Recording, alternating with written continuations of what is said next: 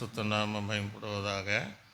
மீண்டும் நம்ம அந்த மலை பிரசங்கத்துக்குள்ளாக நம்ம தியானிக்க போகிறோம். மத்தேயு சுவிசேஷம் 5ஆம் அதிகாரம் அதில் 27வது வசனத்தை விபச்சாரம் செய்யாது இருப்பாயாக என்பது பூர்வத்தாருக்கு உரைக்கப்பட்டது என்று கேள்விப்பட்டிருக்கிறீர்கள். இந்த வார்த்தையின் மூலமாக தேவன் நம்மோடு இடைப்படுவதற்காக நம்ம எல்லாம் கொஞ்சம் நேரம் கர்த்தரை நாம் ஸ்தோத்திரம் பண்ணுவோம். ஸ்தோத்திரம். இந்த வார்த்தையின் மூலமாக பேசுகிற எங்களுக்கு ஒரு பரிசுத்தம் உண்டாகணும், கேட்கிற யாவருக்கும் பரிசுத்தம் உண்டாகணும். இப்படிப்பட்ட சிந்தனைகள் வாழ்க்கை இல்லாத பரிசுத்த வாழ்க்கை வாழ்வதற்கு ஒவ்வொருவோடு நீ இடைப்படுவதற்காக சோதனை இயேசு கிறிஸ்துவின் நாமத்தில் ஜெபிக்கிறோம் எங்கள் நல்ல பிதாவே, ஆமென். அல்லேலூயா.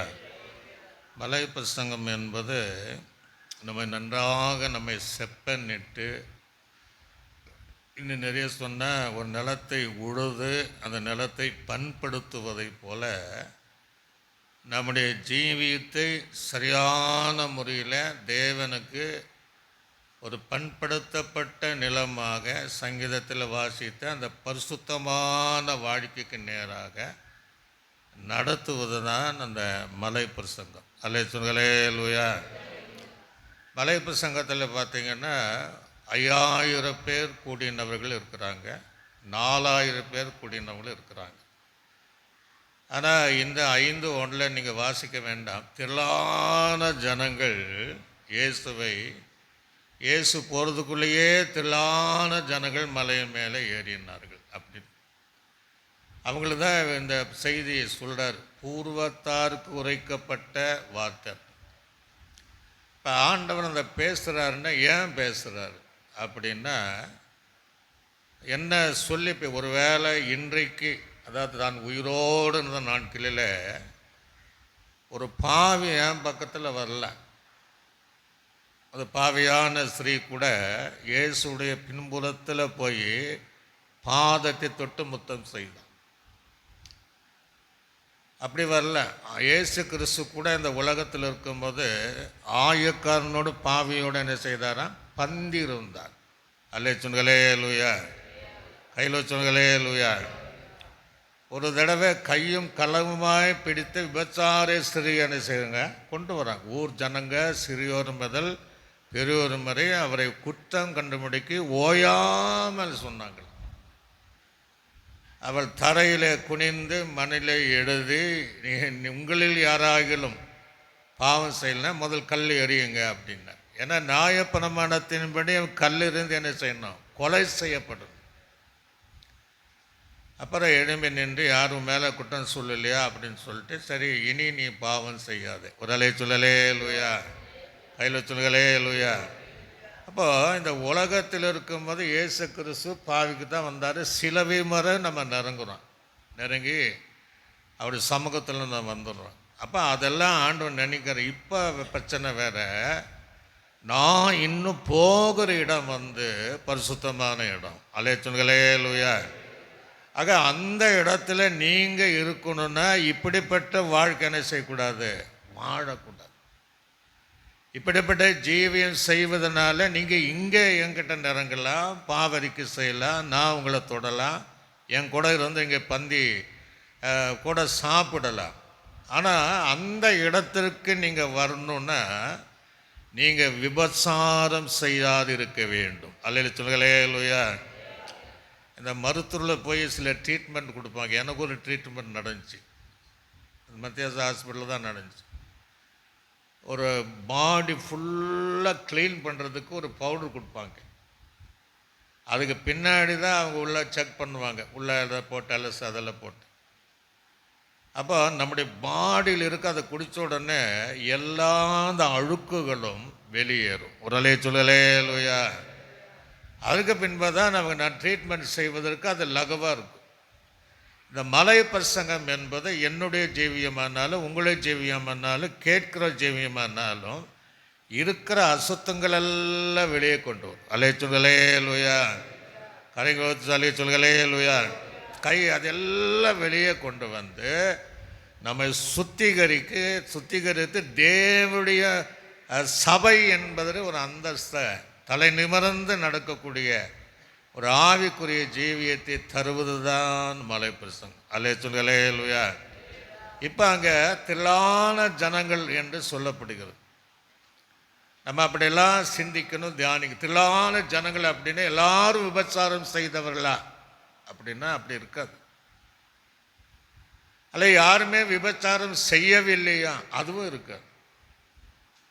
ஏதோ 1-2 பேர் விபச்சாரம் செய்தவளர். ஆனாலும் தேவன் பேசுகிறார். ஏன் பேசுகிறாருன்னா, ஒருவேளை இதுவரையும் அவன் விபச்சாரம் செய்திருந்தால் இனி அவன் விபச்சாரம் செய்யாதிருக்கிற வாழ்க்கை வாழ்வதற்கு. அலே சொல்களே லூயா. ஒருவேளை இந்த விபச்சாரம் அவங்க செய்யவே இல்லை என்றால் இந்த செய்தியை கேட்டு இனி இந்த விபச்சார சிந்தனைகள் வரும்போது இந்த செய்தியை கேட்ட ஜனங்கள் செய்யாதபடிக்கு அவைகளை தடுத்து நிறுத்துவதற்காக தேவன் மலைப்பிரசங்கம் சொல்றாரு, நீங்கள் விபச்சாரம் செய்யாது இருப்பாயாக. அலே சொல்லே லூயா. அது சொல்றாரு, பூர்வ காலத்தில் உரைக்கப்பட்டது நீங்கள் தெரியுமா அப்படிங்கிற. இப்போ அதே பழைய ஏற்பாடு காலத்தில் 7வது கற்பனை தான் விபச்சாரம் செய்யாது இருப்பாயாக. அங்கே பார்த்தீங்கன்னா அந்த வார்த்தை பாருங்க, யாத்திரியாகம் புஸ்தகம் 20ஆம் அதிகாரம் 14வது வசனம். பூர்வத்தார் என்பது யாருன்னா இஸ்ரவேலர்கள். செய்யாதிருப்பாயாக. அதான் சொல்றாரு, இந்த பூர்வத்தாராக இஸ்ரவேலு குறைக்கப்பட்டது வார்த்தைங்க சொல்றாரு. பழைய ஏற்பாடு காலத்தில் உபதேசங்கள் அவ்வளோ நம்ம புதியாக பிரசங்கம் கிடையாது. அது புதிய ஏற்பாடு காலத்தில் வருது. பழைய ஏற்பாட்டு காலத்தில் 10 கற்பனை தான், அதை தான் டெய்லி வாசிப்பாங்க. அலே சொல்லுங்க. நம்ம இன்னைக்கு ஒரு பிரசங்கத்தை அடுத்த வாரம் செஞ்சுட்டோன்னா என்ன பாஸ்டர் செஞ்சதே செய்கிறார் அப்படிம்பாங்க. அன்றைக்கி அந்த பிரமாணத்தை வாங்குவதற்கு மோசே மலை மேலே ஏற வைத்து 40 நாள் இரவும் பகலும் தண்ணி கொடுக்காம உபவாசம் பண்ண. அதில் தேவன் பரலோகத்திலிருந்து உண்டாக்கப்பட்ட அந்த கற்பனைகளை தன்னுடைய கையினால் எழுதுகிறார். அல்லே துகளே லூயா. அந்த எழுதின 7வது கற்பனை தான் இந்த கற்பனை. அதை சொல்றார், விபச்சாரம் செய்யாது இருப்பாயாக. அல்லே துகளே லூயா. இதை மோசே என்ன செய்யணும்னா 6 லட்சம் ஜனங்களுக்கு இதை சொல்லிட்டு இருக்கணும். கிட்டத்தட்ட 25 லட்சம் ஜனங்கள் வனாந்தரத்தில் இருக்கிறாங்க. இதை அன்றாட வாசிக்கணும். அந்த 10 கற்பனையிலும் இதையை சேர்த்து நீ விபச்சாரம் செய்யாது இருப்பாயாக. அலேலுயா. ஒருவேளை 6 லட்சம் அல்லது 25 லட்சம் ஜனங்கள் விவசாயம் செய்தார்களானா இருக்காது. இல்லை ஒருத்தருமே விபச்சாரம் செய்யவில்லையா அப்படின்னா அதுவும் இருக்காது. அப்ப தேவன் அவர்களை விபச்சாரம் செய்யக்கூடாது, செய்தவர்களும் மனம் திரும்பணும், செய்யாதவர்கள் அந்த எண்ணத்திற்கு வாழ்க்கைக்கு தங்களை தள்ளிவிடக்கூடாது என்பதற்காக அந்த மோசையின் மூலமாக அந்த கற்பனை பெற்றுக்கொள்வதற்கு 40 நாள் உபவாசம் பண்ணி. அல்லே சொல்களே லூயா. கையில் சொல்களே லூயா. அந்த 10 கற்பனை நான் அதுதான் அடிக்கடி அந்த மோசையினால் கொடுக்கப்பட்டார். அதுதான் சொல்லார், பூர்வத்தாருக்கு உரைக்கப்பட்டது. மலை பிரசனத்தில் ஞாபகப்படுத்துகிறார். இன்றைக்கு அதை நம்ம சபையாருக்கும் கேட்கிற யாவருக்கும் சொல்றார், நீங்க விபச்சாரம் செய்யாது இருக்க வேண்டும். அல்லே சொல்களே லூயா. எனக்கும் அந்த பசங்க தான். அதில் இன்னொரு இடத்துல கூட ஆண்டு சொல்கிற காரியத்தின் உபாகமம் 5ஆம் அதிகாரம் 18வது வசனத்தை நீங்கள் வாசிங்க. உபாகமம் 5:18 இருப்பாயாக. அங்கே நிறைய வேதாகமத்தில் இந்த வார்த்தைகள் விபச்சாரி, விபச்சக்காரன், இப்படி எல்லாம் அந்த வேடை பார்த்தீங்கன்னா வருஷ கணக்காக நம்ம பிரசங்கம் பண்ணலாம். ஆனால் நம்ம 1 மணி நேரத்திற்குள்ளாக நம்ம முடிக்கணும். ஏன்னா நம்ம செய்தி 1 மணி நேரம் தான் 2 டிவியில், இப்போ கேரளாவில் ஒரு டிவியில் ஓடும். ஆக தேவன் அதை அப்போ இதில் நம்ம அறிந்து கொள்ளக்கூடிய காரியம். இன்றைக்கி நீங்கள் உலக அளவில் பார்த்தீங்கன்னா விபச்சாரங்கள் தாராளமாக நடக்குது. ஒரு அலை சொல்லலே லூயா. செய்தித்தாளை பார்த்தீங்கன்னா விபச்சாரத்தை குறித்து நிறைய இருக்குது. நம்முடைய மாவட்டத்தை பார்த்தீங்கன்னா 2 மாதம் 3 மாதத்திற்கு ஒரு பேப்பரில் ஒரு செய்தி வரும். மசாஜ் செய்கிற இடம் என்று சொல்லி அங்கே விபச்சாரங்கள் நடக்கிறது என்று செய்தித்தாளில் வருது. அது 3 மாதத்துக்கு ஒரு செய்தி நம்முடைய பட்டணத்திலேயே வருகிறது. அலே சொல்களே லூயா, கையில் சொல்களே லூயா. அதனால் ஆவிக்குரியவைகள் பரிசுத்தவான்கள் விபச்சாரம் செய்யவில்லை என்று சொல்ல முடியாது. செய்தவர்களும் நிறைய பேர் இருக்கிறாங்க, செய்யாதவர்களும் இருக்கிறாங்க. அலே சொல்களே லூயா. ஆக இந்த செய்திகள் கேட்கும் போது நமக்கு அந்த எண்ணங்கள் வந்தாலும், அப்படிப்பட்ட சிந்தனைகள் வந்தாலும், நாம் அதற்கு இடம் கொடுக்காம தேவனுக்கென்று பரிசுத்தமாக வாழ முடியும். அலே சொல்களே லூயா. பழையபடி காலத்தில் நிறைய சம்பவம், சில விஷயங்களை நம்ம தியானிக்க போகிறோம். எரேமியாவின் தீர்க்கதரிசி புஸ்தகத்தில் நீங்கள் 3ஆம் அதிகாரம் 9ஆம் வசனத்தை வாசிங்க. எரேமியா. பிரசித்தமான அவருடைய வேசித்தனத்தினால. அப்போ நிறுத்தணும். இப்போ விபச்சாரம் என்பது என்னன்னா நம்மை தீட்டுப்படுத்துகிற காரியம். அலேலுயா. ஆவிக்குரிய வாழ்க்கையை, பரிசுத்தமான வாழ்க்கையை தாவீது கூட சொல்கிறான் இல்லையா, பரிசுத்தமான அந்த நாளை நினைவு கொண்டாட வேண்டும். அப்போ அந்த பரிசுத்தமான வாழ்க்கையை தீட்டுப்படுத்துகிற காரியம்தான் வேசித்தனங்களும் விபச்சாரங்களும். அது தேசத்தையே தீட்டுப்படுத்தும். வெளிப்படத்தில் சொல்வார், தீட்டுப்பட்டவர்கள் யாவரும் அதில் என்ன செய்ய மாட்டாங்களா, பிரவேசிக்க மாட்டாங்க. அல்லே சொல்லலே லூயா. ஆக இது ஒரு தீட்டான காரியம், பரிசுத்த கொலைச்சலாக்கக்கூடிய ஒரு ஜீவி. அதனால் இந்த எண்ணங்களோ இதில் நாம் மறைமுகமாகவோ வாழ்ந்தால் இன்றைக்கு அதை அறிக்கை செய்து விட்டுவிடுங்க. அல்லே சொல்லலே லூயா. அதான் ஆண்டவர் சொல்கிறார். ரொம்ப நம்ம ஆவிக்குரிய நல்ல கவனிங்க, ஆவிக்குரிய வாழ்க்கைக்கு எதிரான காரியம்தான் விபச்சாரம். அல்லே சொல்லலே லூயா. ஆவிக்குரிய வாழ்க்கையில் நான் சரியாக நடக்கணும், உண்மையாக இருக்கணும், பரிசுத்தமாக இருக்கணும், அதுக்கு எதிராக செயல்படுகிற இந்த ஆவிதான் விபச்சார ஆவி. அல்லே சொல்லலே லூயா. ஆக அது எதிராக வந்தவருக்கு நாம் இடம் கொடுக்கும் போது நம்முடைய ஜீவிதத்தை அழித்து தீட்டுப்படுத்தி அசுசப்படுத்தி கரைப்படுத்தி தேவனுக்கு முன்பாக ஒரு நாடகத்தை போல மாயமான வாழ்க்கை வாழ்ந்து கடைசி அவருக்கு முன்பாக நிற்கக்கூடாத போகக்கூடிய சூழ்நிலையில் வருவார். அல்லே சொல்லலே லூயா. அதை மீண்டும் அந்த வசனத்தை வாசிங்க. வேசித்தனத்தினால தேசமே தீட்டுப்பட்டு, நல்ல கவனிங்க, தேசமே தீட்டுப்பட்டு இருக்கும். கல்லோடும் மரத்தோடும் விபச்சாரம் பண்ணி கொண்டிருந்தால் என்று எரேமியா சொல்றார். கல்லோடும் மரத்தோடும். அப்படி யாரையும் நம்ம பார்க்க முடியாது. ஏன் அதை சொல்றார்? கல்லோடும் மரத்தோடும் என்றால், கல் என்பது நம்ம நல்லா தெரியும், விக்கிரம்தான். மரம் என்பது விக்கிரம்தான். புறஜாதிகள் என்ன செய்வார்கள் என்றால், புறஜாதியுடைய ஆசாரியர்கள் விபச்சாரிகளை வைத்து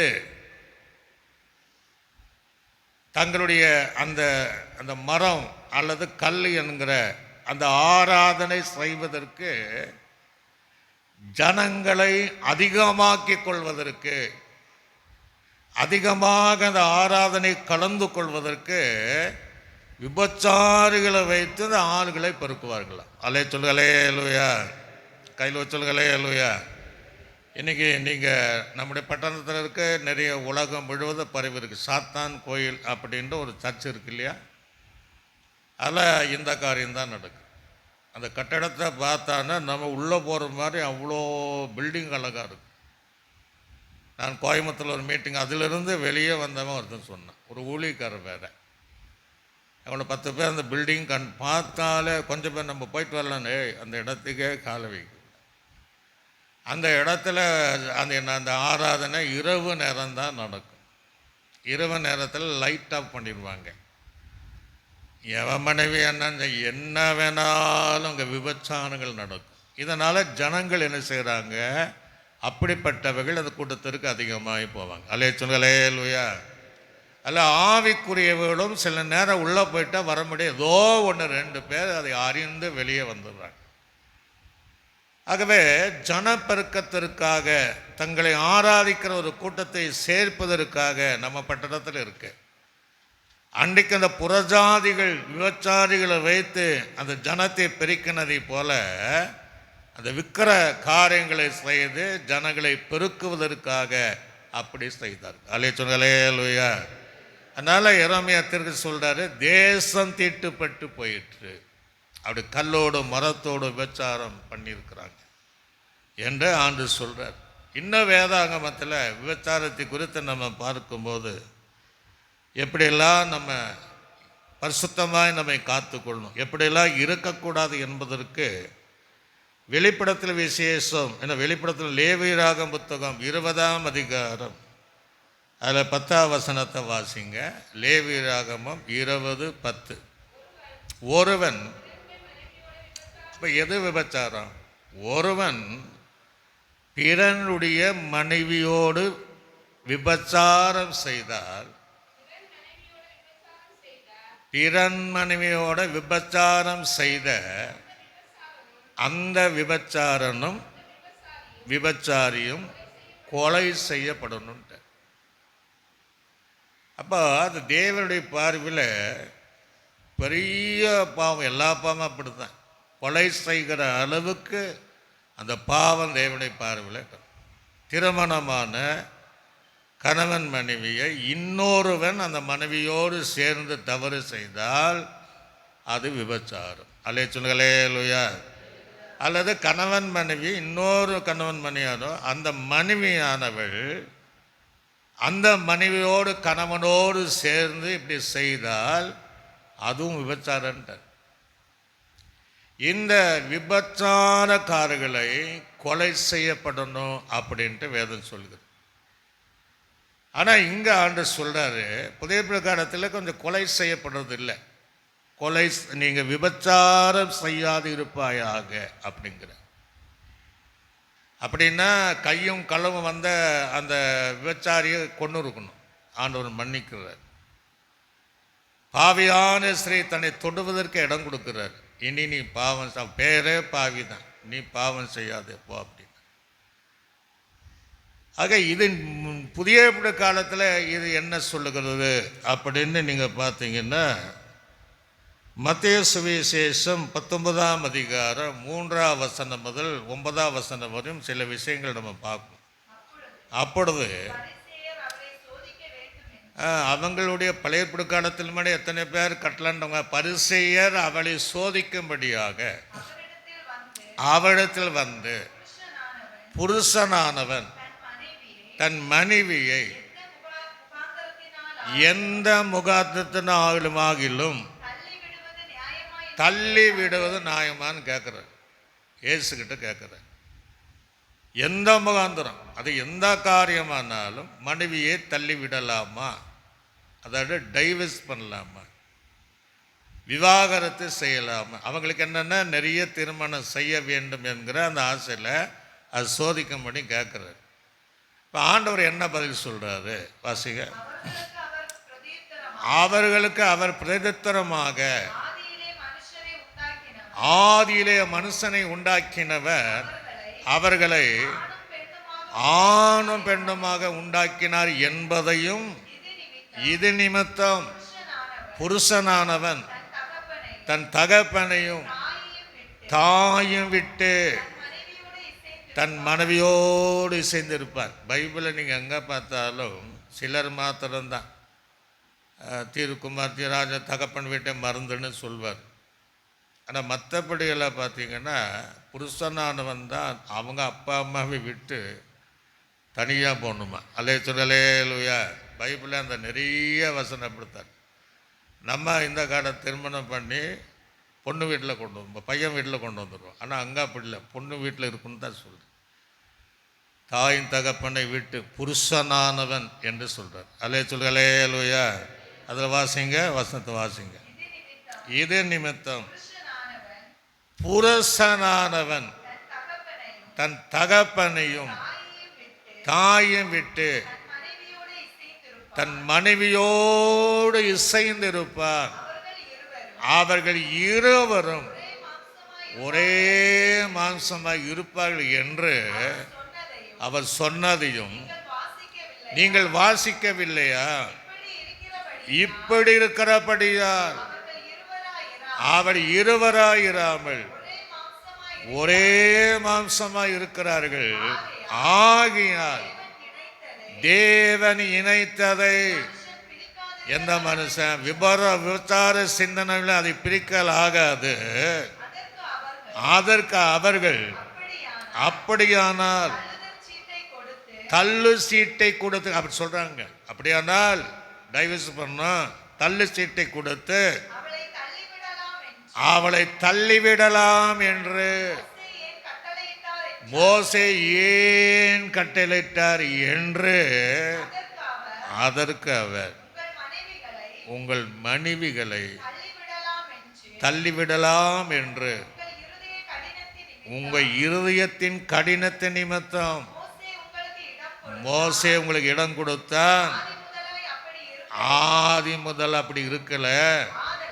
ஆதலால் எவனாகிலும் தன் மனைவி வேசித்தனத்தின் செய்த நிமித்தமே அன்றி அவளை தள்ளிவிட்டு வேறு ஒருத்திய விவாகம் பண்ணினால் அவன் விபச்சாரக்காரனாக இருக்கிறான்.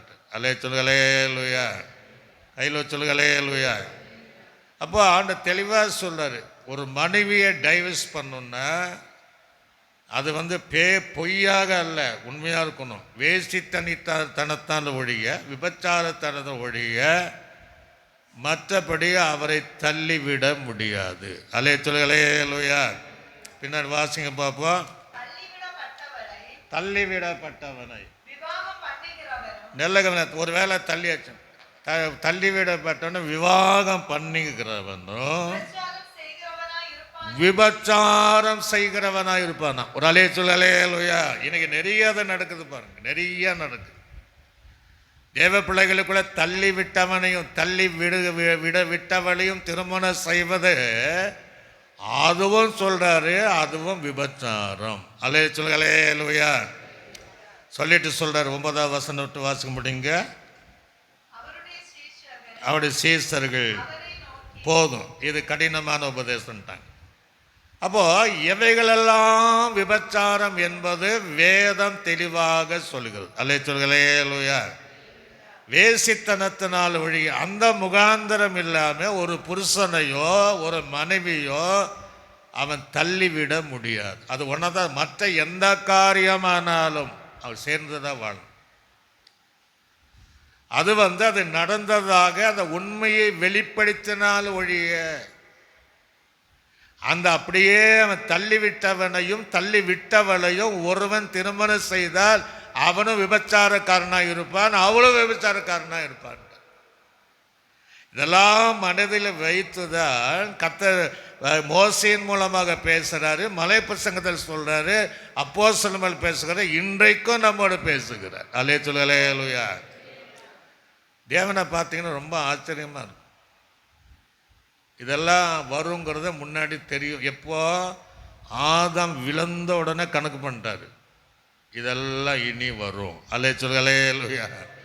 இவங்க இந்த தப்பு செய்வாங்க, என்னென்ன பண்ணுவாங்க என்பதை முன்கூட்டியே ஆண்டவர் தெரிஞ்சு வச்சுட்டு மோசேயின் மூலமாக சொல்கிறாரு, மலை பிரசங்கத்தை சொல்கிறாரு, இனி இவங்க இப்படிலாம் பண்ண போகிறாங்க, இந்த பாவத்தில் விழுந்து தேசத்தை தீட்டுப்படுத்தி, தங்களை தீட்டுப்படுத்தி, ஆவிக்குரிய வாழ்க்கை நஷ்டப்படுத்தி தீட்டுப்படுத்தி பரலோகராட்சிக்கு வராமல் போயிடுவாங்க என்கிற அந்த நல்ல சிந்தனையோடு தான் கர்த்தர் அந்த வார்த்தைகளை பேசுகிறார். நீங்கள் விபச்சாரம் செய்யாது இருப்பாயாக. சொல்லுங்களே லூயா, சத்தமாக சொல்லுங்களே லூயா. இன்னும் நீங்கள் மத்திய சுவிசேஷம் 5ஆம் அதிகாரம் 31ஆம் வசனத்தையும் 32வது வசனத்தை சீக்கிரமாக வாசி. தன் மனைவியை அது சொல்றார், தள்ளி விடுகிற எவனும் தள்ளுது சீட்டில் அவளுக்கு கொடுக்க கடவன் என்று உரைக்கப்பட்டது. இப்ப சொல்றாரு, அவர் சொல்றாரு, நான் உங்களுக்கு சொல்றேன், முகாந்திரம் கண்டுபிடிக்கணும். முகாந்திரம் அப்படிய தன் மனைவியை தள்ளி விடுகிறவன் அவளையும் விபச்சாரம் செய்ய பண்ணுகிறவனாய் இருக்கிறான். அப்படி தள்ளிவிடப்பட்டவளை விவாகம் பண்ணுகிறவனும் விபச்சாரம் செய்கிறவனாய் இருப்பான். அல்லேலூயா. முகாந்தரம் இருக்கணும், அது சரியா இருக்கணும். முகாந்தரம் இல்லை, வெறும் பேச்சினாலே பொய் சொல்லி என் மனைவி என் புருஷன் இப்படி பண்ணிட்டான்ட்டு கோர்ட்டு போயிடக்கூடாது. அது சரியான முகாந்தரம். அது நிரூபித்தால், அது உண்மை என்று நம்ம கண்ணார கண்டால், மற்றவங்க சொல்றாங்கன்ட்டு அல்ல, அதற்கு தள்ளி சீட்டு கூட, மற்றபடி அது விபச்சாரமாக இருக்கின்றது. சொல்லுங்களே லூயா, கையில் வச்சு சொல்லுங்களே லூயா.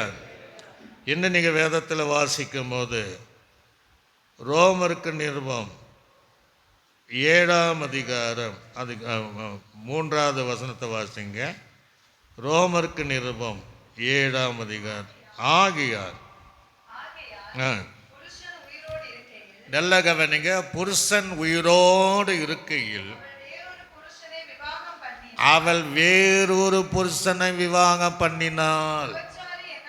ஒரு அலை சொல்லுங்களேலூயா. வேதம் எவ்வளோ சத்தியத்தை சொல்றது. ஒரு புருஷனோ ஒரு மனைவியோ உயிரோடு இருக்கும்போது வேற விவாகம் பண்ணி, தப்பு கிடையாது, விவாகம் பண்ணினால் அது எப்படி இருக்குமா? விபச்சாரி என்னப்படுவார்?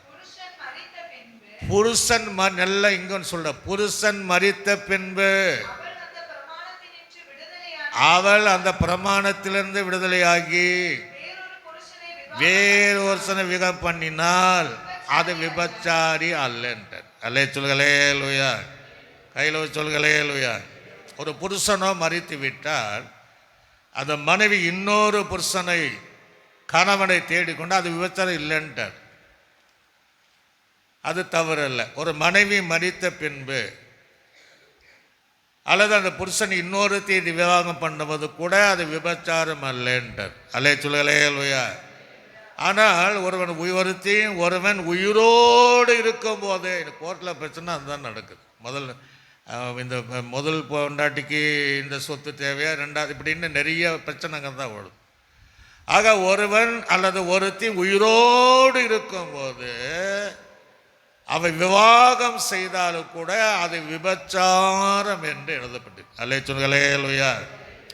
ஆனால் அதே காரியத்தில் ஒரு கணவன் அவன் இறந்த பின்பு அல்லது மனைவி இறந்த பின்பு அவனோ அவளோ அவள் இன்னொரு விவாகத்தை பண்ணினால் அது விபச்சாரம் இல்லைன்னு எழுதுறார். சொல்லுங்களே லூயா.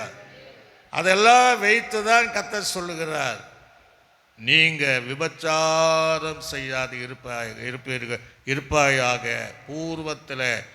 பூர்வ காலத்தில் உரைக்கப்பட்டது என்று அங்கே சொல்லக்கூடிய காரியத்தை நாம் பார்க்க முடியும். இப்போ நல்ல கவனிங்க, இன்னும் எது விபச்சாரம்? லேவியராகமம் 20ஆம் அதிகாரம் 11ஆம் வசனத்தையும் 12ஆம் வசனத்தை சீக்கிரமாக வாசிக்கணும். இப்போ இது ஒரு விபச்சாரம். இன்றைக்கி நிறைய அந்த சம்பவம் நடக்குது. தகப்பன் மனைவியோட சைனிக்கிறவன், விபச்சாரம் செய்கிறவன் தன் தகப்பனை நிர்வாணமாக்கினபடியால் இருவரும் கொலை செய்யப்பட வேண்டும். தெளிவாக சொல்றார். மீண்டும் வாசிங்க பாப்பா. தகப்பனுடைய மனைவி அப்படிங்க யாரு? பையன். தகப்பனுடைய மனைவியோட விபச்சாரம் செய்கிறவன் தன் தகப்பனை தன் தகப்பனை நிர்வாணமாக்கினபடியால் 2 பேரும் கொலை செய்யப்படும். அல்லேலூயா. அது அம்மாக்காரையும் கொலை செய்யணும், மகனும் என்ன செய்யணுமா கொலை செய்யணும். இது இன்னைக்கு நடக்குதான்னா பல இடங்களில் நடக்குது. ஏன்னா நாங்கள் ஊழியராக இருக்குன்னு சொல்லுவாங்க. 3 மாதமாக வந்து வீட்டுக்கு வந்துடுவாங்க. அப்போ ஏன் நம்ம வாவிக்குள்ள நீங்கள் வாழ்வானாலும் தாழ்வானாலும் இப்படி பண்ணிட்டு ஏன் இப்படி பண்ணுறீங்கன்னு கேட்டால் நாங்கள் ஒரு காரியம் சொல்லுவாங்க. யாருக்குதான் திருமணம் பாஸ்டர், அவர் ஒரு நாள் கூட எங்கள் படுக்கையில் படுத்துருக்கு கிடையாது, எப்போ பார்த்தாலும் அம்மா கூட தான் படுக்கும். இது நிறைய இடத்துல சம்பவம் நடக்குது. ஆக இவைகளை செய்கிறவன் 2 பேருமே கொலை செய்யப்படும். அல்லேலூயா. நிறைய சம்பவம் நடக்குதா? நிறைய இடத்துல நிறைய காரியங்கள் எங்களுடைய முந்தின காலத்தினுடைய நிறைய காரியங்களை நாங்கள் கேள்விப்படுகிறோம். நாங்கள் இருக்கக்கூடிய இடத்துல ஒரு சம்பவம் அது நடந்தது. 2 பேருமே மரித்து போனார்கள், இன்றைக்கு இல்லை. ஆகவே உலகத்தில் அன்னைக்கு ஆவிக்குரிய வாழ்க்கையிலும் இதுதான் சபைகளும் நிறைய நடந்திருக்கு. அதெல்லாம் நினைத்து தான் ஆண்டவர் இந்த பிரசங்கத்தை மலை பிரசங்கத்தில் நீங்கள் பரிசுத்தமாக இருக்கணும், நீங்கள் விபச்சாரம் செய்யக்கூடாது. அல்லேலூயா. சத்தமாக சொல்லுங்களேலூயா. அதை வாசித்து முடிச்சிட்டிங்களா? 20 அவர்கள் மேலே இருக்கணுன்ட்டு அந்த இரத்த பழி அவர்கள் மேலே இருப்பதாக அப்படின்னு அங்கே சொல்லிட்டார். இப்போ நீங்கள் புதிய காலத்தில் இது நடந்ததா அப்படின்னா மலை பிரசங்கத்தை பின்னாடியும் நடந்திருக்கு. 1 கொரிந்தியர் 5ஆம் அதிகாரம் 1ஆம் வசனம் முதல் 5ஆம் வசனம் சபைங்க. நீங்கள் கொரிந்து நிருபத்தில் 1-2 வாசி பாருங்கன்னா அது ரொம்ப இந்த பிரச்சனையில் பவுல் ரொம்ப துக்கமாக இருப்பான், ரொம்ப வேதனையோடு எழுதுவேன். அது வாசிங்க. உங்களுக்குள்ள இங்கே சபையில் சொல்கிறாரு, வெளியில் கிடையாது. கொரிந்து சபையில் விபச்சாரம் உண்டு என்று. ஆமாம், எங்கே பார்த்தாலும் இந்த சபை பற்றி சொல்கிறாங்களே. இந்த சபை விபச்சார சபை. அல்லேலூயா. கையில் சொல்லலேலூயா. எங்கும் பிரதிஷ்டமாக உங்களை குறித்து சொல்லப்படுகிறது. பார்த்தீங்களா? அதே இந்த பழைய காலத்தில் இங்கே ஆவிக்குரிய சபையில் கொரிந்து சபையில் ஒருவன் தகப்பனுடைய மனைவியை, நல்ல கவனிங்க, மனைவியை வைத்து கொண்டிருக்கிறானே, அது அஞ்ஞானிகளுக்குள்ளும் சொல்லப்படாத விபச்சாரமா இருக்குன்றார். ஒரு அல்லேலூயா. அஞ்ஞானி கூட அப்படி செய்ய மாட்டான், ரட்சிக்கப்படாதவன் கூட செய்ய மாட்டான், தேவன் இல்லை என்று சொல்லுகிறவன் கூட செய்ய மாட்டான். ஆனா கொரிந்து சபையில் அது நடக்குது. தகப்பனுடைய மனைவியை மகன் அவன் வைத்திருப்பதை எல்லாமே இடத்துல அதை குறித்து நாங்கள் கேள்விப்படுகிறோமே என்று அப்போஸ்தலனாய் பவுல் அங்கே வேதனையோடு எழுதுவ. அவங்க இன்னும் சபைக்குள்ள தான் இருக்கிறாங்க, அது வேற வேற. எந்த பொறுப்பு அங்கே எடுக்கல, சபைக்குள்ளதான் இருக்கிறாங்க. அல்லேலூயா. சத்தமாக சொல்லுங்களேலூயா. இன்னைக்கு எத்தனையோ இடங்களில் பார்த்தீங்கன்னா அப்படி செய்கிறவர்கள் ஆராதிக்க தான் செய்கிறாங்க, ஆனால் கர்த்தர் அவளை அறிகிறார். அல்லேலூயா. மனுஷ முகத்தை பார்க்கிறார், அந்த கர்த்தர் இருதயத்தை பார்ப்பார். அல்லேலூயா. அவர் அந்தரங்களை பார்ப்பார், உள்ளிந்தரங்களை பார்ப்பார், எல்லாவற்றையும் பார்ப்பார். அப்படிப்பட்டவர்கள் ஒருவேளை நீங்க உங்க சபைக்குள்ள அல்லது இதை கேட்கிற யாரும் இந்த அனுபவத்தில் இருந்தானா உங்களை மாற்றி கொள்ள வேண்டும். அல்லேலூயா. சில நேரம் நம்ம இப்படியெல்லாம் செய்து கொடுக்கும் போது அதை யூடியூப்பில் பார்ப்பாங்க பாருங்கள், உடனே ஆஃப் பண்ணிவிடுவாங்க. ஏன் அப்படி தெரியுங்களா? அவங்க அந்த வாழ்க்கையில் இருப்பதினால அவங்க அதை கேட்க மாட்டாங்க. அல்லேலூயா.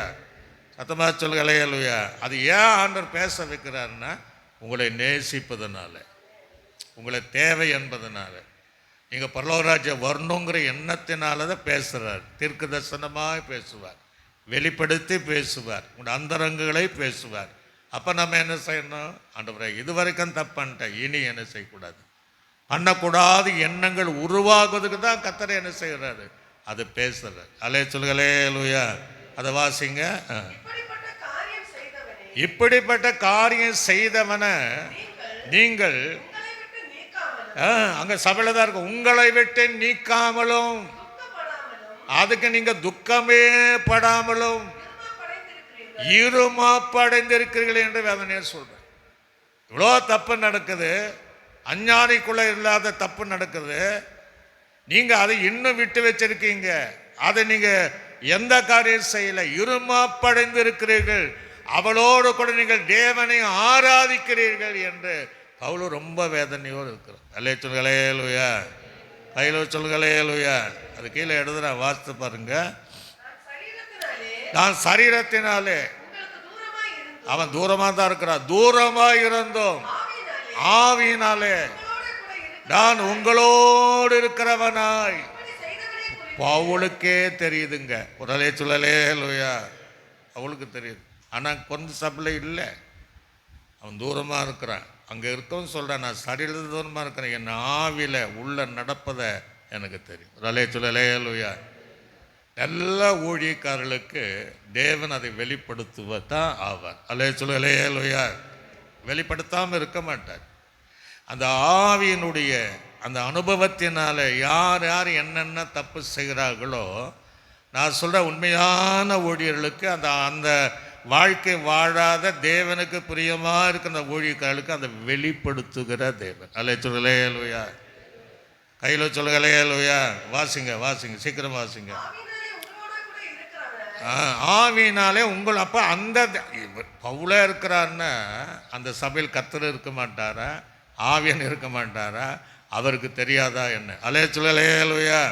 வாசிங்க வாசிங்க. இப்படி செய்தவனை குறித்து நான் கூட இருக்கிறதை போல நீங்களும் என்னுடைய ஆவியும் நம்முடைய கர்த்தராகிய இயேசு கிறிஸ்துவின் அதிகாரத்தோடு கூடி வந்திருக்கையில் அப்படிப்பட்டனுடைய ஆவி கர்த்தருடைய இயேசு கிறிஸ்து நாளிலே, வருகை நாளிலே, சந்திக்கிற நாளிலே ரட்சிக்கப்படும்படி மாம்சத்தின் அழுக்கான நாமத்தினாலே சாத்தானுக்கு ஒப்புடுக்க வேண்டும் என்று ஒரு அலை சொல்லலேலூயா. தீர்ப்பு செஞ்சிட்டான். ஒரு சந்தர்ப்பத்தை கூட ஒரு வேளை அவன் ரட்சிக்கப்படுவான். அல்லேலூயா. இல்லை அண்ணா, அவனை என்ன செய்ய சாத்தானுக்கு ஒப்பு கொடுத்து. அந்த நாளில் சபை எப்படி கொடுத்துருப்பாங்கன்னு நமக்கு புரியல. ஒருவேளை ஆண்டவரை இவனை சாத்தானுக்கு ஒப்பு கொடுக்குறேன்னு சொல்லியிருப்பாங்களா? நேரடியாகவே சாத்தானே இவனை ஒப்படுக்கிறேன்னு சொல்லன்னு தெரியல. ஆனால் அங்கே கொலை செய்யப்படலை, அவனுக்கு ஒரு சந்தர்ப்பத்தை ஏற்படுத்துகிறார். அல்லேலூயா. இன்றைக்கெல்லாம் புதிய காலத்தில் ஆண்டவர் நம்மை கொலை செய்யப்படுகிற அனுபவம் அல்ல, நாம் மீண்டும் அவருக்குள்ளே அந்த பரிசுத்தமான வாழ்க்கை வாழ்வதற்கு தேவன் நம்மோடு அன்றாட இடைப்படுகிற தேவனாக இருக்கிறார். அல்லேலூயா. போன வாரத்தில் கூட அந்த சம்பவம் நீங்கள் செய்தித்தாளில் பார்த்துருப்பீங்க. நிறைய பாவம் சென்னையில் நடந்தது. சென்னையில் நடந்த ஒரு பாவம், கணவன் இழந்து விட்டான், ஒரு குழந்தை, அவன் அந்த வீட்டில் தான் இருந்திருக்கிறான். அங்கே மாமனார் 2:30 மணிக்கு எழும்பி அந்த ரூமில் போய் என்ன பண்ணியிருக்கிறாரு, வலுக்கட்டாயமாக பலாத்காரம் பண்ணுவதற்கு ட்ரை பண்ணியிருக்கிறார். ஆனால் அது கொஞ்சம் பரிசுத்தமான பெண் நினைக்கிறேன். அவள் போராடி கையில் கழிச்ச ஒரு கத்தியில் எடுத்து அவளை குத்தி கொண்டுட்டான். ஒரு அல்லேலூயா. இந்த மாதிரி விஷயங்கள் நிறைய நடக்குது. குளச்சலில் நடந்த சம்பவம், வயிற்று வலின்ட்டு ஹாஸ்பிட்டலில் போயிருக்க சின்ன +2 படிக்கிற பிள்ளை, பார்த்தாலும் கர்ப்பம் தரித்து இருக்கிற ஒரு மகளாக இருந்திருக்கிறான். இதெல்லாம் எதனால் வருதுன்னா, இன்றைக்கி எந்த இடத்துலையும் அரசியலில் அதுதான் எடுக்கிறாங்க. இந்த மாதிரி நடக்குது, நிறைய நடக்குதுங்கிறது அதுதான் செய்கிறாங்க. எங்கும் இது பரவி கடைசினால் சின்ன பசங்களை கூட வயது வித்தியாசம் இல்லாமல் இந்த பாவங்கள் நிறைய நடக்குது. அல்லேலூயா. அதற்கெல்லாம் நம்ம விலகி காத்து கொள்வதற்கு தான் கர்த்தர் நம்மோடு இடைப்படுகிறார். அல்லேலூயா. அதுதான் கர்த்தர் மலை பிரசங்கத்தில் சொன்ன அந்த வார்த்தையின்படியாக தேவன் நம்மை நடத்துகிறார். என்ன நீங்கள் இப்போ வாசித்து பாருங்க, லேவியராகம புத்தகம் 19ஆம் அதிகாரம் 29ஆம் வசனத்தை கூட வாசித்து பாருங்க. லேவியராகமம் தேசத்தால் வேசித்தன பண்ணி தேசமெங்கும் முறைகேடான பாவம் நிறையாதபடி உன் குமார்த்தியை வேசித்தனம் பண்ண விடுகிறதுனால பரிசுத்த குலைச்சல் ஆக்காமல் இருப்பாயாக. ஒரு அலைய சொல்லலேலூயா. அந்த நாளை பெற்றோர்கள் என்ன செய்கிறாங்களோ, தங்களை பிள்ளைகளையே விபச்சாரத்திற்கு அவர்கள் அனுப்பிவிடுவாங்க. இன்றைக்கி பல தேசங்கள் இருக்குது. பிலிப்பைன்ஸ் தேசம் என்பது நமக்கு வேதாம் கல்லூரி ஒன்று இருக்குது. அங்கே படித்தவர்கள் நிறைய பேர் எங்களுக்கு பழக்கம். முந்தின சபையிலேருந்து ஒரு நபரை அனுப்பியிருக்கிறேன். அவங்க பிள்ளைகளை விபச்சாரத்திற்காக, ஏழைகள் கஷ்டம், ஏன்னா அடிக்கடி பூமதிச்சம் நடக்குது, அந்த மாதிரி பழக்கத்தை ஏற்படுத்தி கடைசியாக ஒரு நல்ல மனுஷனை தேர்ந்தெடுத்து அப்படி போயிடுவாங்களா. அல்லேலூயா. ஆக இன்றைக்கும் பல தேசங்களில், நம்முடைய இந்தியா தேசத்தில் பல இடங்களில், பாம்பே பகுதி, டெல்லி பகுதி, சென்னை மற்ற இடங்களில் பார்த்திங்கன்னா இந்த மாதிரி இடம் நிறைய இருக்கத்தான் செய்யும். தங்கள் சொந்த பிள்ளைகளையே விபச்சாரத்திற்கு அனுப்புகிற பெற்றோர்களும் நிறைய பேப்பரில் தாயும் உடந்தை அப்படின்லாம் வரும். அப்படி அனுப்புகிறவர்கள் இன்றைக்கு இருக்கிறாங்க, அன்றைக்கு இருந்திருக்கிறாங்க. அல்லேலூயா.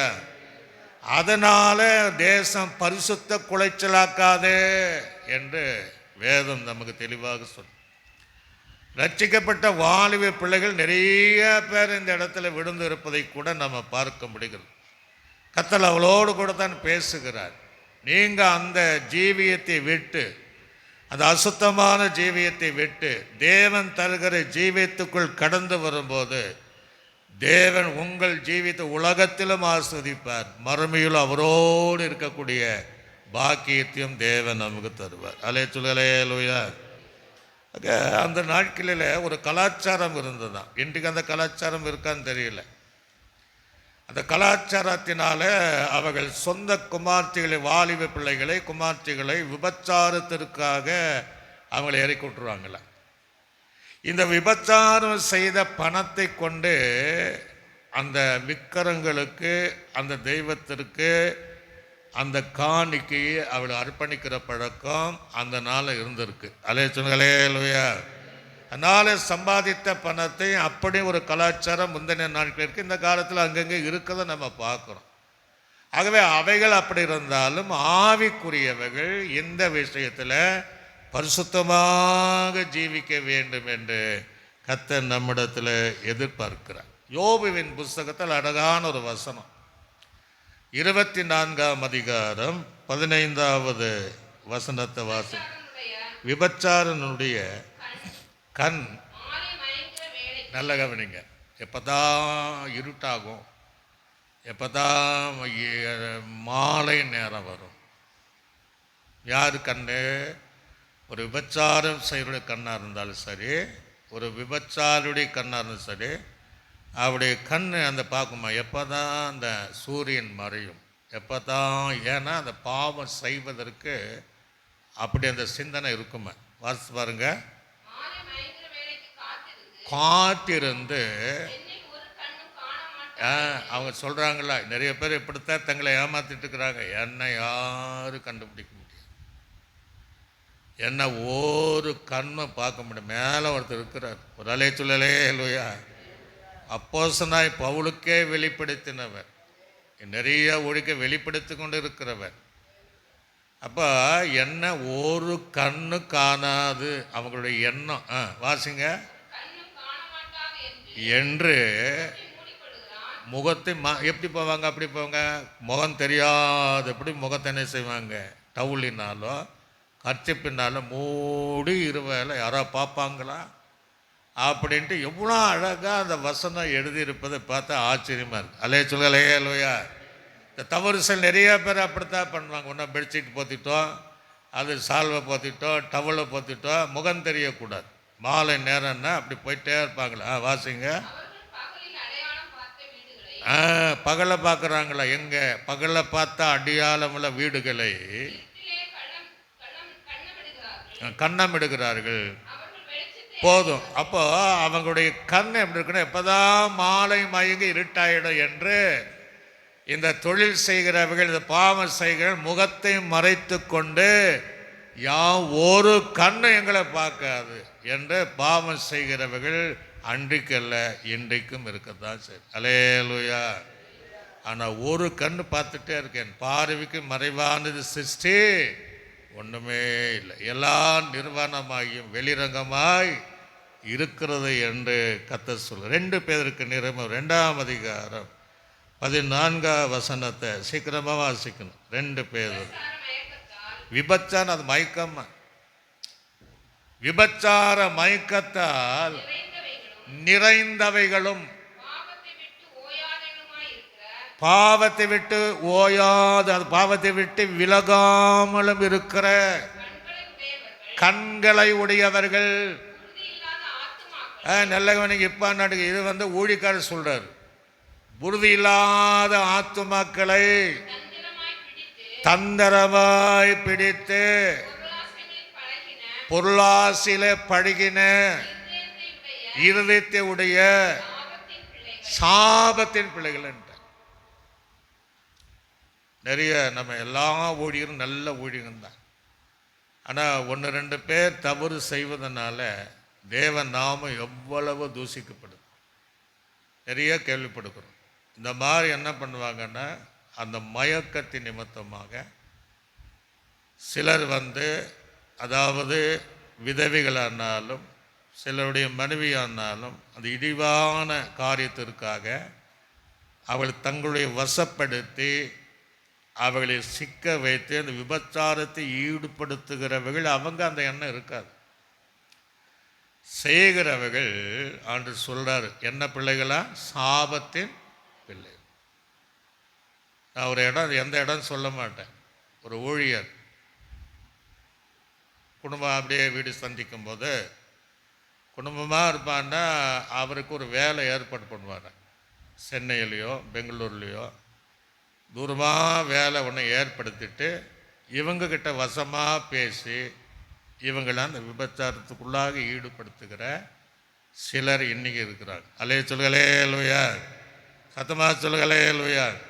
ஆகவே இப்படி நிறைய பேர் இன்றைக்கி இருக்கிறாங்க. அதனால்தான் நம்ம நிறைய பார்க்குறோம். சில பரிசுத்தமான இருப்பாங்க, இன்னொரு மனைவியோடு அவர் ஓடி போனார் என்கிற செய்திகள் நிறைய பேரை நம்ம கேட்கணும். இதை பேசும்போது சிலர் கஷ்டமாக இருக்கும், ஆனால் பேசாமே இருக்க முடியாது. அலே சொல்லலே லோயா. கர்த்தர் சொல்லும்போது நம்ம பேசித்தான் ஆகணும். ஏன்னா அந்த பாஸ்ட் இப்படி இவர் ரொம்ப பரிசுத்தமான, நான் ரொம்ப பரிசுத்தம் கிடையாது. ஆனாலும் நாம் இந்த மாதிரி சிந்தனைக்கு இடம் கொடுக்காம தேவனுக்கென்று என்ன செய்யணும்? வாழணும். அலே சொல்லலே லோயா.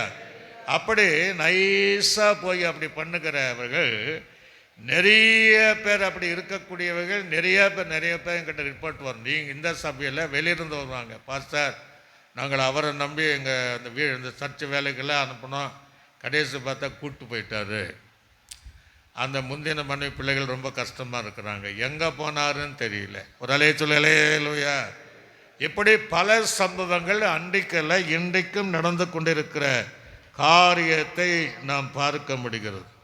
நீங்கள் மத்தேயு சுவிசேஷம் 5ஆம் அதிகாரம் 28ஆம் வசனத்தை வாசிங்க. 5ஆம் அதிகாரம். நான் உங்களுக்கு சொல்லுகிறேன். இப்போ நல்ல கவனிங்க, விபச்சாரத்தை எப்படி கொண்டு வர்றாரு? சில நேரங்களில் செயல்களில் ஈடுபடுவது ஒரு விபச்சாரம் தான்.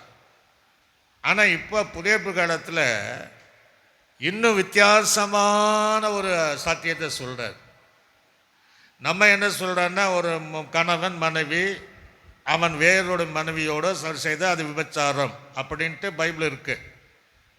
அல்லது அவள் இன்னொரு புருஷனோடு செய்வது விபச்சாரம் இருக்கு. ஆனால் இங்கே இன்னும் நமக்கு எழுதும் போது வித்தியாசமாக அவர் தான் சொல்கிறார். வாசித்து பாருங்க. அதாவது என்ன சொல்கிறாருன்னா, நீ தவறாக பார்த்தாலே சொல்ற.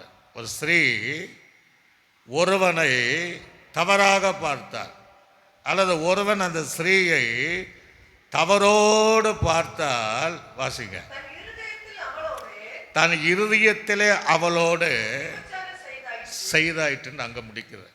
இதை தவிர நிறைய பேர் நம்ம செய்யத்தான் செய்யும். ஒரு ஸ்திரீயோடு சொல்றாரு, நீ செயல் அல்ல, உன்னுடைய பார்வையில், உன்னுடைய எண்ணங்களில், சிந்தனைகளில் நீ தவறாக நினைத்தால், ஒரு மனிதனை தவறாக நினைத்தால், ரோட்டில் பேர் 1000 பேர் போவாங்க, அவங்களெல்லாம் நீங்கள் தவறாக நினைத்தால், வாலிபிள்ளை போவாங்க, தவறாக நினைத்தால், சபை கூட வரக்கூடிய வாலிப்பிள்ளைகளை தவறாக நினைத்தால், பிறனுடைய மனைவியோ கணவனை நீ சரியாக தவறாக நினைத்தால், உன் இருதயத்தில் நீ விபச்சாரம் செய்தாயிட்டு எழுதுற. அல்லேலூயா அல்லேலூயா. இதெல்லாம் ஆண்டுகிட்ட மார்க் கேட்டான்னா 99 பேர் ஃபெயில் ஆகிடுவோம். உண்மைதானே? எல்லாருக்கும் அந்த எண்ணங்கள், எந்த வயசானாலும், எந்த ஒரு வெள்ளைக்கார ஒருத்தர் பிரசங்கம் பண்ணார், வயது சர்ச்சாக உள்ளதாக பண்ணார். அவர் சொன்னார், எங்களுக்கும் அந்த எண்ணங்கள் வரும், அதை அடக்கி ஆட வேண்டும். அல்லேலூயா. கையில் சொல்லுங்களேலூயா. அதெல்லாம் வரத்தான் செய்யும். ஆனால் மாம்சம் இருக்கிற வரை அந்த எண்ணங்கள் வரும், பலன் இருக்கிற வரை அந்த எண்ணங்கள் வரும், படுத்த படுக்க இருந்தாலும் எண்ணங்கள் வரும். ஆனாலும் அப்படி செய்கிறவன் அவன் இருதயத்திலே விபச்சாரம், அவன் வீட்டுக்கு போய் செய்யணுன்ட்டு அவசியம் இல்லை, அவனோடு சேர்ந்து செய்யணும்னு அவசியம் இல்லை, அவளோடு சேர்ந்து செய்யணும் அவசியம் கிடையாது. அதை நினைத்தாலே, எண்ணினாலே அவனை இருதயத்தில் விபச்சாரம் செய்த ஆயிற்று என்று எழுதுது. அல்லேலூயா. பரலோக ராஜ்யம் என்பது நமக்கு இல்லை, உள்ளத்தில் இருக்கிறத எல்லாத்தையும் வெளியே எடுக்கிறார் தான் மலை பிரசனம். அல்லேலூயா. அப்போ தான் பாடி கண்டிஷனாக இருக்குமா, வாழ்க்கை, ஆவிக்குரிய வாழ்க்கை சீராக போகணும்னா இந்த இதுவரையும் நம்மை காத்தார் நன்றி சொல்வோம், இனியும் நம்மை காத்துக்கணும். அல்லேலூயா. ஏன்னா இருக்கிறவன் தான் விடாதபடி என்ன செய்யணுமா, எச்சரிக்கையாக இருக்குன்ட்டார். அதனால அதையும் நம்ம கவனமாக இருக்கும். ஆணைக்கு அடி சறுக்குன்னு ஒரு பழமொழி இருக்கு. ஆக எந்த நேரத்தில் எது இமைப்படுதல என்ன நடக்குன்னு சொல்ல முடியாது. ஆக நம்மை பரிசுத்தமாக, நமக்கு எதிராக செயல்படுகிறது எண்ணங்களுக்கு இடம் கொடுக்காம பரிசுத்தமாக வாழ்வதற்கு தேவனுக்கு என்று நம்ம அர்ப்பணிக்கக்கூடியவளாக நாம் இருக்க வேண்டும். அல்லேலூயா. ஓசியாவின் தீர்க்கதரிசி புஸ்தகம், டைம் ஆச்சு, இப்போ 4ஆம் அதிகாரம் 1ஆம் வசனம் முதல் 3ஆம் வசனம் வரையும் வாசிங்க. இஸ்ரவேல் புத்திரரே, கேளுங்கள், தேசத்தின் குடிகளோட வழக்கு இருக்கு. அது என்ன என்றால், உண்மையும் இல்லை, இரக்கம் இல்லை, அறிவும் இல்லை, பொய்யானையிட்டு பொய் சொல்லி, கொலை செய்து, திருடி, விபச்சாரம் பண்ணி, மிஞ்சி அல்லேலூயா. அதை எழுதுறார். அது நம்ம வியாக்கியானம் பண்ணுற நேரம் கிடையாது, ஏன்னா இந்த 5 நிமிடத்திற்குள் எல்லாம் முடிச்சிடணும். யாக்கோபு 1ஆம் அதிகாரம் 13ஆம் வசனம் முதல் 16. ஒருத்தர் ரோமர் 2:22 எடுத்து வைத்துங்கள். யாத்திரியாகமும் யாக்கோபு 1:13-16. சோதிக்கப்படுகிற எவனும் நான் தேவனால் சோதிக்கப்படுகிறேன் என்று சொல்லாது இருப்பானாக. தேவன் பொல்லாங்கினால் சோதிக்கப்படுகிறவன் அல்ல, ஒருவனையும் சோதிக்கிறவன் அல்ல, அவன் தன் சுய இச்சை சொல்ற இச்சையினாலே இழுக்கப்பட்டு சிக்கொண்டு சோதிக்கப்படுகிறான். பின்பு இச்சையானது கர்ப்பந்தரித்து பாவத்தை பிறக்கிறது. அல்லேலூயா. பாவம் என்ன கொண்டு வரும்? மரணத்தை கொண்டு, பாவத்தின் சம்பளம். ஆக அவன் இந்த பாவத்தை அவனே இச்சையினால இழுக்கப்படுகிறார் அப்படிங்கிறார். ரோமர் 2:22 வாசிங்க. ரோமருக்கு நிருபம். கூடாது என்று சொல்லு. இப்போ நம்ம சொல்கிற, நான் பிரசங்கம் பண்ணுறேன், நீங்களும் அடுத்தது சொல்கிறீங்க, அவங்களும் சொல்கிற, சொல்லுகிற நீங்கிறார். அப்போ உபதேசிக்கிறவர்கள் சரியாக இருக்கணும், மற்றவனுக்கு உபதேசம் பண்ண நம்ம சரியாக இருக்கணும். அல்லே சொல்களே லூயா. நீ செய்யலாமா? போதும், விபச்சாரம் செய்யக்கூடாது என்கிற நீ சொல்கிறாரு, விபச்சாரம் செய்யலாமா? அல்லே சொல்களே லூயா. கையில் சொல்களே லூயா. நிறைய பேர் அப்படித்தான் நினைப்பாங்க. ஆனால் அதை பிரசங்கிக்கக்கூடியவர்கள், மற்றவர்களுக்கு உபதேசம் பண்ணக்கூடியவர்கள், முதல் நம்ம அது சரியாக இருந்துட்டு நீ இப்படி செய்யாது என்று சொல்லணும். அல்லே சொல்களே லூயா. ஆக அப்படி நிறைய பேர் இருக்கிறதா, ஊருக்கு தான் உபதேசம் அப்படின்னு சொல்லுவாங்க, நமக்கு இல்லை அப்படிம்பாங்க.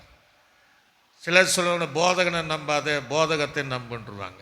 அப்படியல்ல, ஆண்ட தெளிவாக சொல்ல, நீ சரியாக இரு, அதை சொல்லுகிறவன் அதை செய்யாமல் இருக்க வேண்டும். அல்லே சொல்களே லூயா.